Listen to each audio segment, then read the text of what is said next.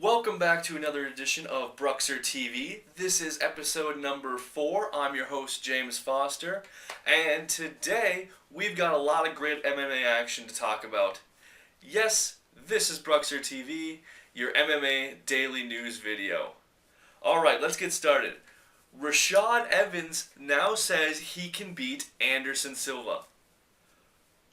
But then he starts to backtrack. He essentially then goes on to say that he can beat Anderson Silva, but he can't lose the weight and safely get down to that range, to the 185 weight class. And to me, that's just a lot of shit talking then.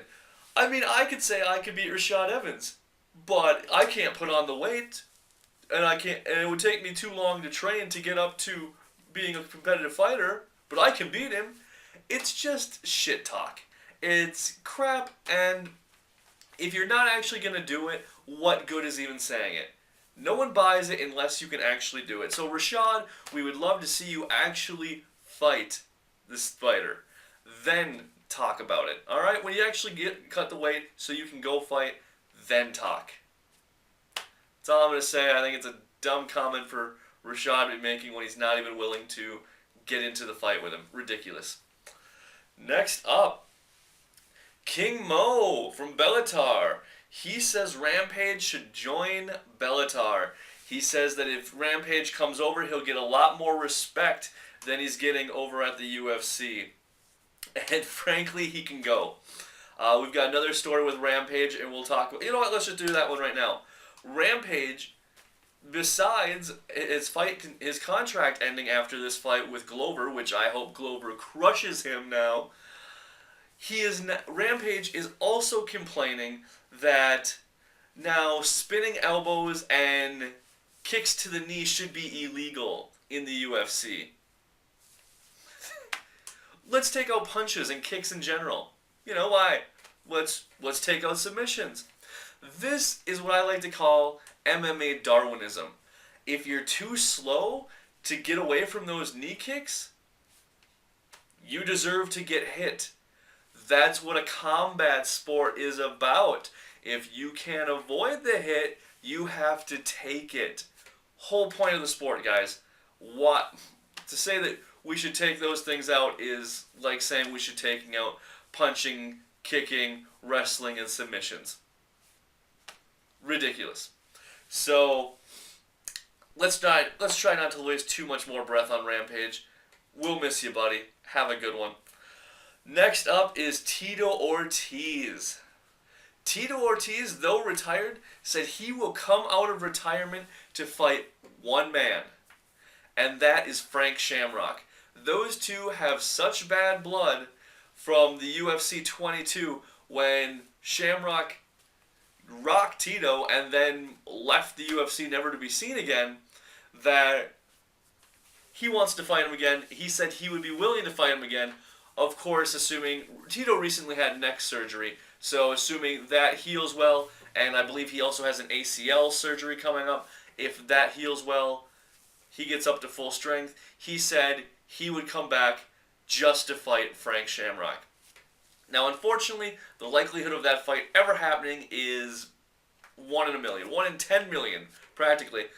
The thing is, for those of you who don't follow it that closely, Frank Shamrock and Dana White are not that good of friends. In fact, when Frank Shamrock got the shaft and was not included into the UFC Hall of Fame, even though Tito Ortiz was, and Frank beat Tito Ortiz, Frank went on to call Dana White a douchebag and thought that he should absolutely be in it. So, not a lot of good blood there. Don't really see him coming back anytime in the near future, regardless if it would bring Tito out. So, what else we got here? Mike Goldberg.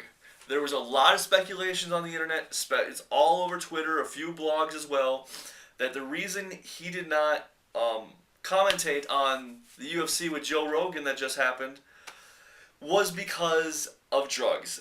There were rumors everywhere that he was in rehab, and Goldberg adamantly denies them. He now says that the reason for his absence was because he had an upper respiratory infection that he got from a virus while in Brazil for another UFC event. And you know what? I totally buy that. They say when you go to Mexico that you shouldn't drink the water if you're here from the U.S. because their water just simply isn't purified as much as it is here and give you a lot of stomach and bugs and bug flu symptoms and all that kind of stuff. And it wouldn't surprise me if there was something very similar in Brazil. I've personally never been there, don't know, but wouldn't surprise me at all. Totally believe that you could go to Brazil, come back with some kind of virus, and as what happened to Goldie was he was in the hospital several times because of this upper respiratory infection. Not fun stuff. Alright, so last but not least, something a little fun. I think this is pretty cool. I've always wondered what happens to the UFC ring mats after an event. They don't use the same one again because they have the sponsors. A lot of times you'll see movies on the ring mat itself, so they really can't reuse that. What happens to them? That's something I've always wondered. I want one. Dana White, if you want to send me one, I'd love to have it. The UFC 155 ring mat was given to Joe Lauzon, mostly because a lot of his blood was on it. Dana White gave it to Joe, and I saw pictures of it in Joe's gym on the floor. What else are you going to do with it? The thing's covered in Joe's blood from that big elbow that he took that cut open right above his eyebrow there. It's just a cool thing to give to him. I think that's a really cool present. What else are you going to do with it? I'm sure Joe appreciates it. And, a little bit of a battle trophy. The mat you bled for. I think it's pretty cool. I'm James Foster.